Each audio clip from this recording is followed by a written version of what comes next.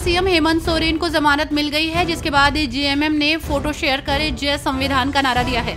झारखंड मुक्ति मोर्चा ने एक्स पर तस्वीर साझा की, जिसमें सोरेन को दहाड़ते शेर के साथ दिखाया गया। साथ ही हेमंत सोरेन अब जेल से बाहर आने के बाद विपक्षी बीजेपी को निशाने पर लेंगे।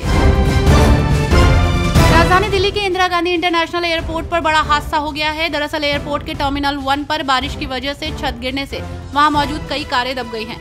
इतना ही नहीं, हादसे में 6 लोग घायल हुए हैं, तो वहीं एक शख्स की मौत हो गई है।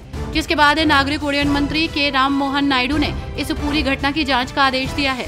उन्होंने घोषणा की है कि हवाई अड्डे पर संरचना का गहन निरीक्षण किया जाएगा। राष्ट्रपति द्रौपदी मुर्मू के अभिभाषण के बाद आज लोकसभा और राज्यसभा में धन्यवाद प्रस्ताव पेश किया गया, जिस पर सांसद चर्चा कर रहे हैं। इस चर्चा के बीच आज दोनों सदनों में नीट मामले को लेकर विपक्ष में हंगामा हुआ। चर्चा के दौरान विपक्ष नीट परीक्षा मामले में हुई गड़बड़ी का मुद्दा उठा रहा है और इस पर चर्चा की मांग कर रहा है। एआईएमआईएम प्रमुख असदुद्दीन ओवैसी ने उपद्रवियों द्वारा उनके घर पर कथित तौर पर स्याही फेंकने के मामले में केंद्र सरकार को कटघरे में खड़ा किया है।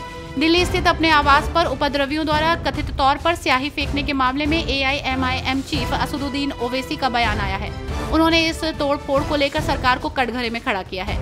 शपथ के दौरान जय फिलिस्तीन का नारा लगाने के बाद उन्हें मिले रिएक्शन पर भी ओवैसी ने बयान दिया।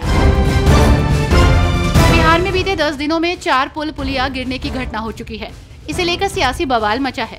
ऐसे में अब तेजस्वी यादव ने भाजपा पर हमला बोला। तेजस्वी यादव ने कहा कि भाजपा एनडीए की सरकार है, तो सत्ता पक्ष और उनका अभिन्न अंग मीडिया इसे भ्रष्टाचार तो कदापि ही नहीं कहेंगे। डबल इंजन सरकार के पायलट अब कहेंगे कि शुक्र मनाओ कि 10 दिन में 4 ही पुल गिरे, 10 तो नहीं गिरे हैं ना।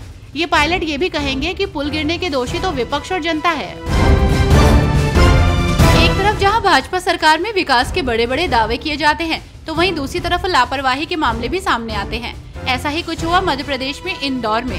दरअसल स्वास्थ्य विभाग ने दावा किया कि इस साल अब तक डेंगू के 10 से भी कम मामले आए हैं, लेकिन विभाग का ये दावा झूठा साबित हुआ। पिछले 6 महीनों में डेंगू के 69 मामले सामने आ चुके हैं। हैरानी की बात तो ये है कि स्वास्थ्य विभाग के अधिकारियों ने दावा किया है कि निजी अस्पतालों में ये मामले आए।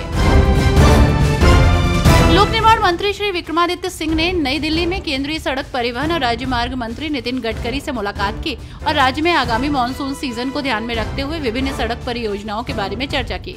केंद्रीय मंत्री ने लोक निर्माण मंत्री के अनुरोध पर जिला शिमला में खमाड़ी टक्कर सड़क के लिए CRIF के अंतर्गत 50 करोड़ रुपए स्वीकृत किए। विक्रमादित्य सिंह ने राष्ट्रीय राजमार्गों को जोड़ने वाली लोक निर्माण विभाग की सड़कों की मरम्मत के लिए केंद्रीय मंत्री की ओर से पहले ही घोषित 150 करोड़ रुपए जारी करने का भी आग्रह किया।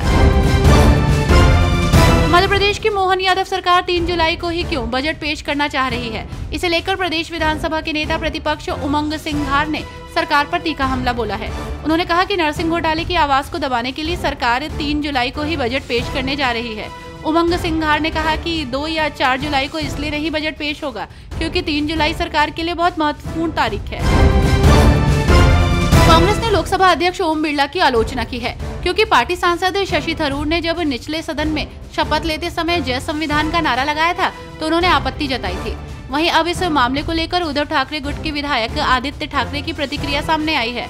उन्होंने लिखा कि क्या संसद में शपथ लेने के बाद जय संविधान कहना अपराध है? हम वही दोहराते हैं जो हम अब तक कहते आए हैं। बीजेपी अपना संविधान बदलना चाहती है। जय हिंद, जय संविधान। इतनी घिनौनी प्रतिक्रिया देने की क्या जरूरत है? व्यापम घोटाला, नीट घोटाला, नरसिंह घोटाला और पेपर लीक मामलों के बाद अब मोहन यादव सरकार सख्त कानून लाने जा रही है। फिलहाल इसका अध्यादेश लागू हो सकता है। इस कानून के लागू होने के बाद 1 करोड़ रुपए तक का जुर्माना और 10 साल तक की सजा हो सकती है। बताया जा रहा है कि एक्ट का प्रारूप तैयार हो गया है। इसे परीक्षण के लिए विधि विभाग को भेजा गया है।